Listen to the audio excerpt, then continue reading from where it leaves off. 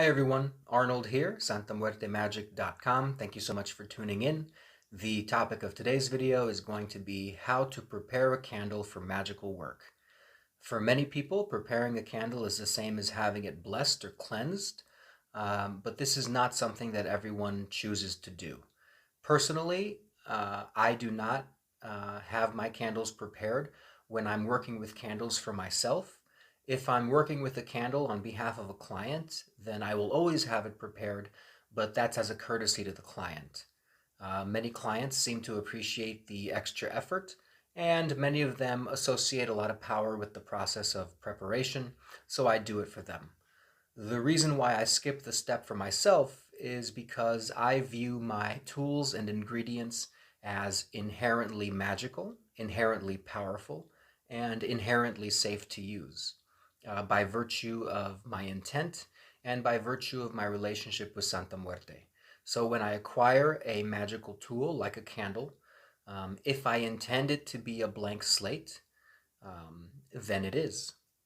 Also, if there is any type of negative energy which might be associated with a tool or ingredient that I'm using, I am comfortable enough in my relationship with Santa Muerte to know that she will defeat that negative energy on my behalf. That being said, I've received enough emails on this topic to know that plenty of you out there do wish to prepare your candles. Um, and might be curious as to how they are prepared down here in Mexico in the local botanicas. Botanica is a spiritual supply shop where you can buy all sorts of magical ingredients, from candles and herbs to oils and soaps and tarot cards, basically anything you can think of. When you want a candle prepared in Mexico, usually you'll take it to a botanica. Um, And I have visited many botanicas, I have seen many candles prepared, and while the ingredients that are used will differ a lot from botanica to botanica, I have noticed that there seems to be a basic five-step process that is fairly consistent. And that is the process which I'll describe for you now.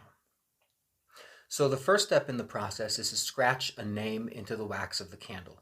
So usually when you walk into a botanica, you'll see a wall of candles, different colors and sizes, and you'll tell the person behind the counter which one you want. The person will hand you the candle along with a small sharpened stick about the size of a pencil. And you will use that stick to scratch a name into the wax of the candle. If the candle is for you, you scratch your name. If I'm buying the candle for a client, I scratch the client's name.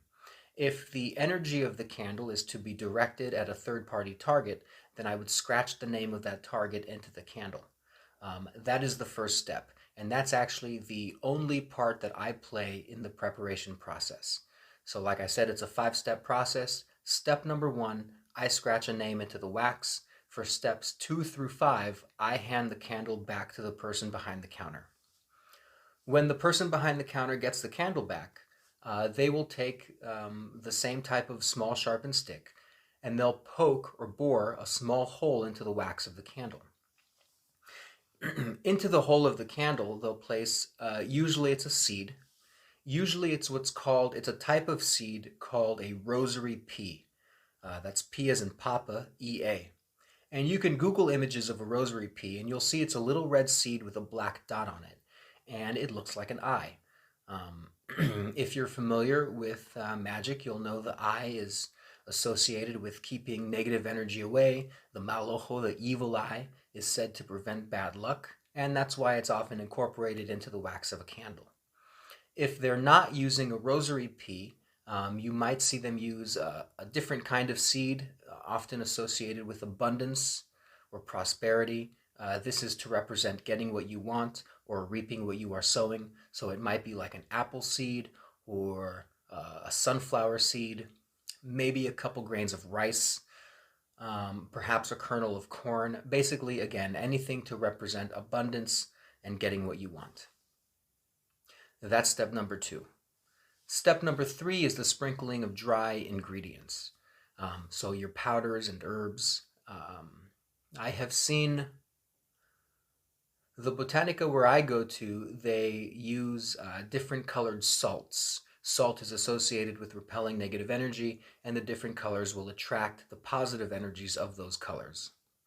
I have seen some botanicas sprinkle sugar, sugars of different colors. Sugar is associated with sweetening for attracting the type of energy that you want toward the target inscribed, uh, or toward the target whose name is inscribed in the wax.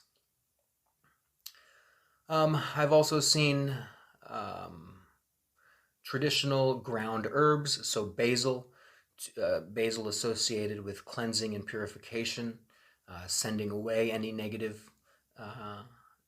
negative energy that might be around the candle. Again, cinnamon, which is associated with prosperity and abundance, to represent getting what you want out of the candle. I've also seen at this point in step number 3 sprinkling of regular craft store glitter, maybe gold or silver, or I've seen red and blue. Um, in each case, whatever is being sprinkled in step number 3, it's just a pinch, not even a pinch, just a half a pinch, and a little bit of each. So if you're using more than one dry ingredient, if you're using a little bit of sugar and a little bit of salt and a little bit of basil and a little bit of cinnamon, it's just a half a pinch of each. That's step number 3. Step number 4 is spraying a perfume or a cologne over the candle. The most common cologne that I've seen is Siete Machos, which is Spanish for like 7 men or 7 manly men. Um, it's a very masculine cologne, so it's very earthy and woodsy. It's said to be a favorite of Santa Muerte.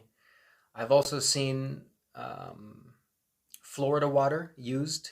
That's another cologne that's it's a lighter scent. It's more citrusy and sweet. But I've also seen that's also considered a favorite of Santa Muerte. But I've also seen just regular off the wall cologne. I saw one Botanica spray, I think it was a bottle of like CK1 cologne over a candle. There's no reason why that wouldn't work. I've always said present to the Santa Muerte what you yourself would like to receive. And so if you have a favorite cologne or perfume, or one or two or three favorite colognes or perfumes, feel free to spray a shot of each. Or if you're just using one, spray it once or twice over the candle. You don't need much. But that is what happens in step number 4, is you spray cologne or perfume over the candle. Step number 5, the final step, is the application of it's like a colored syrup or a honey, or also an oil if you're using any magical oils. Basically, at the Botanica where I go, he will add 3 or 4 colors of oil to the glass of a candle. He'll just put a drop inside, on the inner brim of the glass, so that as gravity pulls the drop down, it creates this nice line of color against the glass. Usually, what he'll do is he'll mark the points of a magical shape. So it might be a 6-pointed star. He'll do 2 triangles, one triangle and then an inverted triangle to create a 6-pointed star. Or to mark the points of a 6-pointed star with the oil. He might add drops of oil along the brim, the inner brim of the glass, to mark the points of a 5-pointed star. But that's basically the 5th step, is the application of like an oil. It could also be like a colored syrup, if you're familiar with the coffee flavorings the flavoring syrups they use to make flavored coffee. Those are sweet. Not only then are you using the colors of the syrups, those come in all sorts of colors. You can get blue syrups and greens and reds, but you're also using the sweetness of the syrup to again make the candle sweet and attract the energy, which you are which you're looking for. So those are the 5 steps of a candle preparation as I've mostly seen at the local botanica. Step number 1 is to scratch a name into the wax. Step number 2 is to incorporate a seed into the wax, to push a seed into the wax. Step number 3 is sprinkling the dry ingredients over the candle. Step number 4 is spraying the perfume or the cologne, and then step number 5 is applying the oil or syrup to the inner brim of the glass.